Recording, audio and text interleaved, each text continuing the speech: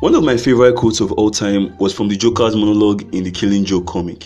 He was basically saying that all it took for a person to go from perfectly sane to completely batshit crazy was one bad day. And personally, I fucks with that because I believe a person can be permanently changed for the better or worse from just one bad day, just like I was.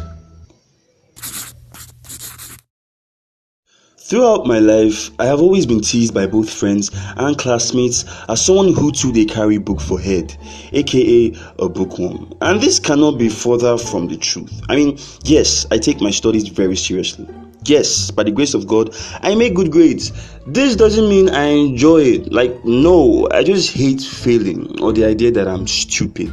Not only is it stressful to fail, but every fiber of my being just rejects the idea, like it's in my subconscious. And this character can be traced to one bad day I had when I was in primary 1, primary 2, thereabout. You see, I was lucky enough to grow up with older siblings. And for those of you who, like me, had older siblings, you know that they came with a lot of sweet perks. And the best of all was that they did your assignments for you. I mean, usually I just meet my mom for that and she'd happily help me. That was except I brought her a math assignment. Like if I brought my mom a math assignment, she'd legit be like,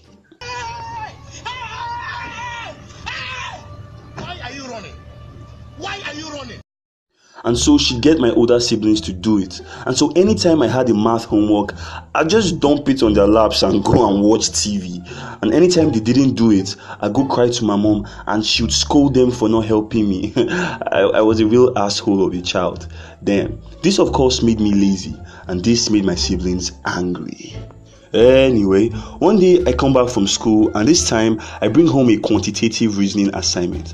Quantitative was basically math that did cocaine in Wonderland. Like seriously, in my opinion, the person that included quantitative as part of the primary 1 curriculum hated kids, and because he couldn't approve children getting flogged with whips, opted for the next best thing. Bro, I hated quantitative, but last, no be me go do the assignment now.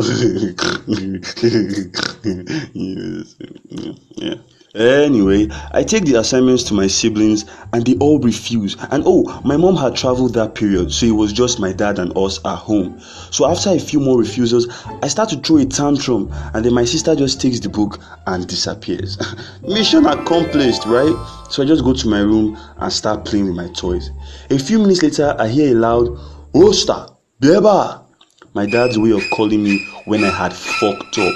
So I run to the living room and there I meet my sister and dad, and my dad is holding my workbook. Immediately, I know something is wrong and I was in danger. My dad goes, "So you're now stupid. You no longer do assignments." And my sister is just standing there smirking. And I'm like, no, I do my assignments. She's lying. And my brothers just burst onto the scene and start defending her. And my dad's like, "That's enough." Looking at his face, I could tell he was mad. Like, my dad is an extremely intelligent man. Like, I'm not even joking. My dad is smart as fuck. So the very notion that his son was stupid and or bad at math was an insult to him and his wife. Because how can he have an IQ of, say, 140 and something that came from his sperm will have an IQ of 10 when he didn't marry a donkey? That would be weird. Very weird. Anyway, my dad was furious. He then instructs my brother to go with me to pick 100 stones outside, wash them, and then put into a tin.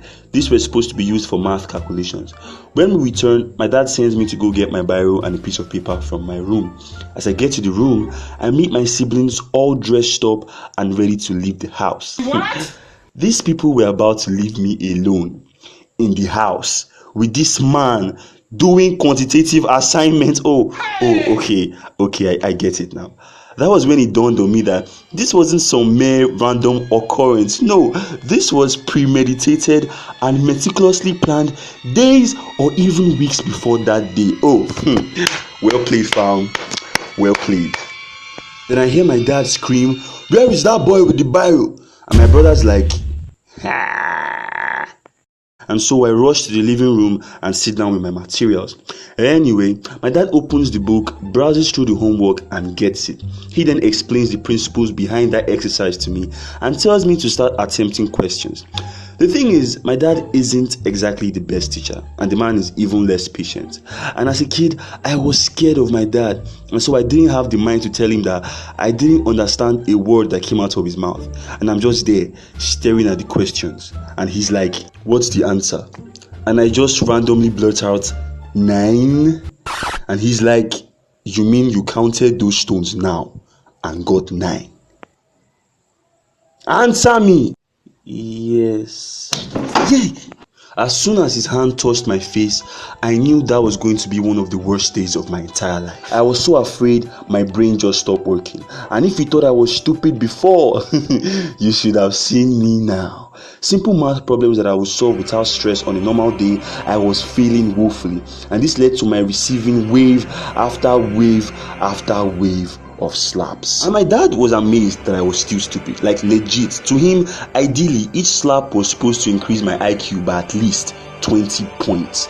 This approach was clearly not working. So the best thing to do in his mind was to do the same thing, but this time, instead of using slaps, he was going to use a cane.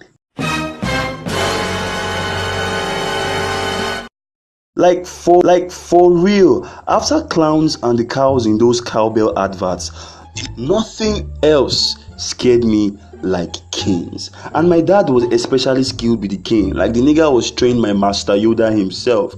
So he goes, "In fact, Osta, go and get me your cane." My dad did this thing where all his children each had canes with our names on them.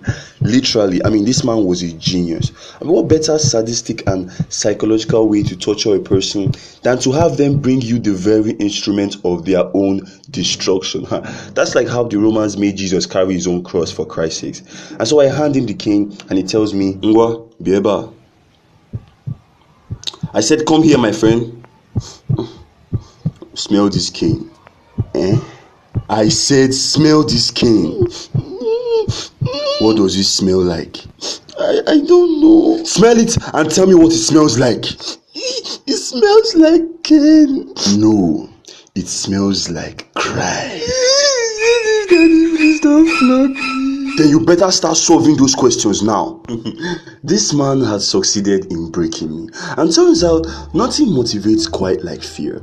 I start solving the hell out of those questions, man. We spent like 4 hours together that day. And after we were done, he was like, "Tomorrow, if you need help again, you can bring the assignment to me." And he wasn't even being sarcastic. And in my mind, I'm like, "Thanks, Dad, but I'd rather pierce my nipples." The next day, I come back from school with my homework and I start doing it myself without anybody telling me because I have sense. And my sister is like, "Osi, don't you need help?" "No, thank you."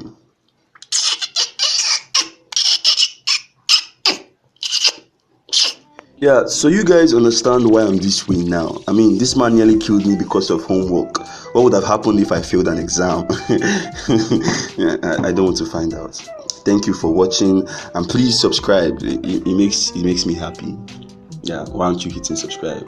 There's no outro theme song today. Please